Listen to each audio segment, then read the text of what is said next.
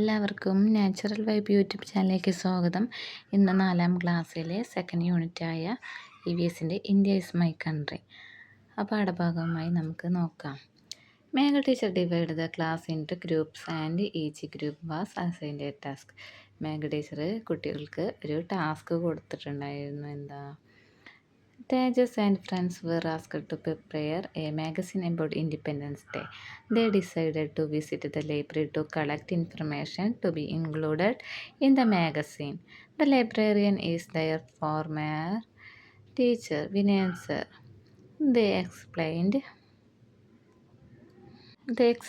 the purpose of their visit to the library. Children, can you tell me who were the foreigners who ruled our country? Vinay sir asked the British.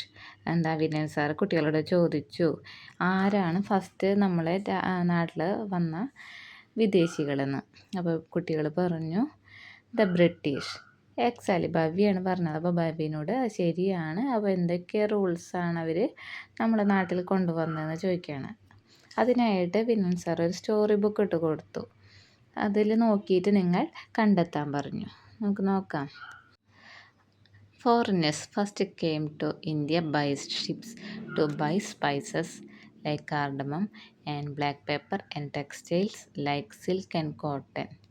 Gradually, they obtained special privileges from the king and established factories here.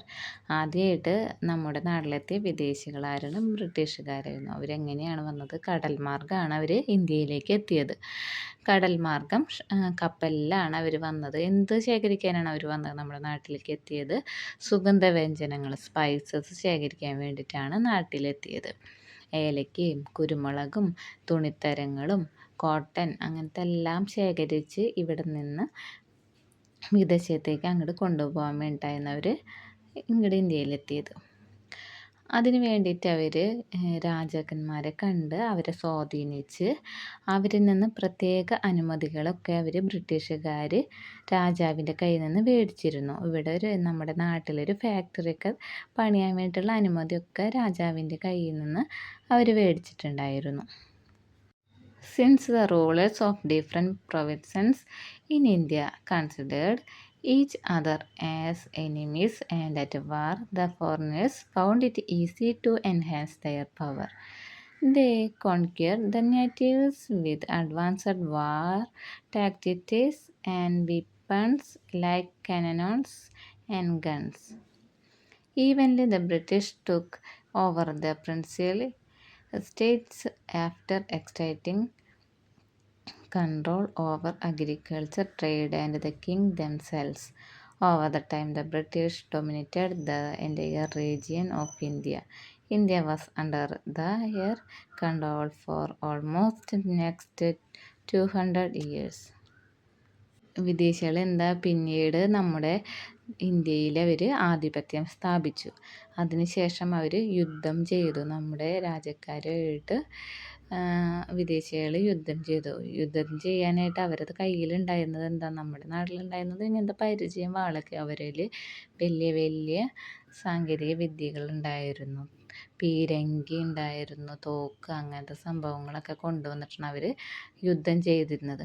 അവർക്ക് നമ്മുടെ നാട്ടിൽ ആധിപത്യം സ്ഥാപിക്കാനായിട്ട് കഴിഞ്ഞത് നമ്മുടെ രാജാക്കന്മാർ, കുറേ രാജ്യത്തെ രാജാക്കന്മാർ തമ്മിൽ ശത്രുതയിലുണ്ടായിരുന്നു. അവർ തമ്മിൽ ഒരു അകൽച്ചയുടെ ഇടയിലാണ് ബ്രിട്ടീഷുകാർ രാജാവിനൊക്കെ സ്വാധീനിച്ച് അവരെ ബ്രിട്ടീഷുകാരുടെ അധീനതയിലാക്കി മാറ്റി. അങ്ങനെയാണ് ബ്രിട്ടീഷുകാർക്ക് നമ്മുടെ നാട്ടിൽ ആധിപത്യം സ്ഥാപിക്കാനായിട്ട് കഴിഞ്ഞത്. ബ്രിട്ടീഷുകാരുടെ കീഴിലൊരു 200 വർഷത്തോളം നമ്മളെ രാജ്യം നിലനിന്നിരുന്നു. അവർ നിയമിക്കുന്ന നിയമങ്ങളും നികുതികളൊക്കെ നമുക്ക് കൊടുക്കേണ്ടിയിരുന്നു. വിനയൻ സാർ അപ്പോൾ ചോദിക്കുകയാണ്, why did foreigners come to India? How the foreigners could easily establish a power in India? അതിന് ചോദ്യങ്ങൾക്കുള്ള ഉത്തരം ഇത് കഴിഞ്ഞിട്ട് പറയാം കേട്ടോ. Struggles against the British. പിന്നെന്താ? സോൾട്ട് സത്യാഗ്രഹം. സോൾട്ട് സത്യാഗ്രഹം എന്ന് പറഞ്ഞാൽ ഉപ്പ് സത്യാഗ്രഹം നടന്നത് 1930 1930 ഇത് നടന്നത്. At the time, many Indians were engaged in the work of producing salt by draining seawater. The cruel British rulers declared the Indians must pay a tax for extracting salt. Those who made salt without paying the tax were imprisoned. Gandhiji organized the people against this. Why did foreigners come to India? Foreigners came to India for commercial purpose to buy spices and silk from India. ഇന്ത്യയിൽ നിന്ന് വിദേശികൾ സ്പൈസസും കോട്ടനും ഒക്കെ ശേഖരിക്കാൻ വേണ്ടിയിട്ടാണ് അവർ ഇന്ത്യയിലെത്തിയത്. How the foreigners could easily establish power in India. ഇന്ത്യയിൽ എങ്ങനെയാണ് ഫോറിനേഴ്സിന് ആധിപത്യം സ്ഥാപിക്കാനായിട്ട് കഴിഞ്ഞത്? Because of the disunity and enmity among our kings. എന്താ നമ്മുടെ രാജ്യത്തെ നാട്ടുരാജാക്കന്മാരും ആയിട്ട് പരസ്പരം ഐക്യത ഇല്ലാതെയാണ് ജീവിച്ചിരുന്നത്. ആ ഒരു ഗ്യാപ്പിലാണ് ബ്രിട്ടീഷുകാർ ഇവിടെ ആധിപത്യം സ്ഥാപിച്ചത്. Why were Indians unable to hold their own in the struggles with the British? Because of the lack of advanced weapons, smart war tactics, and unity among the kings. Salt സത്യാഗ്രഹം 1930 നടന്നത്. എന്നാണ് ആരംഭിച്ചത്? Started on 12 March 1930. മാർച്ച് 12 1930 ഉപ്പ് സത്യാഗ്രഹത്തിന് ആരംഭിച്ചത്. എവിടെ നിന്നാണ് തുടങ്ങിയത്? സബർമതി ആശ്രമത്തിൽ നിന്നാണ്. ഗാന്ധിജിയാണ് അത് തുടങ്ങിയത്. March reached Dandi beach after 24 days on April 5th 1930. March 12 ആരംഭിച്ച ഉപ്പ് സത്യാഗ്രഹത്തിന് ദണ്ഡി യാത്ര എന്നാണ് അവസാനിച്ചത്? 24 ദിവസം കഴിഞ്ഞിട്ട് ഏപ്രിൽ 5 അത് അവസാനിച്ചത്.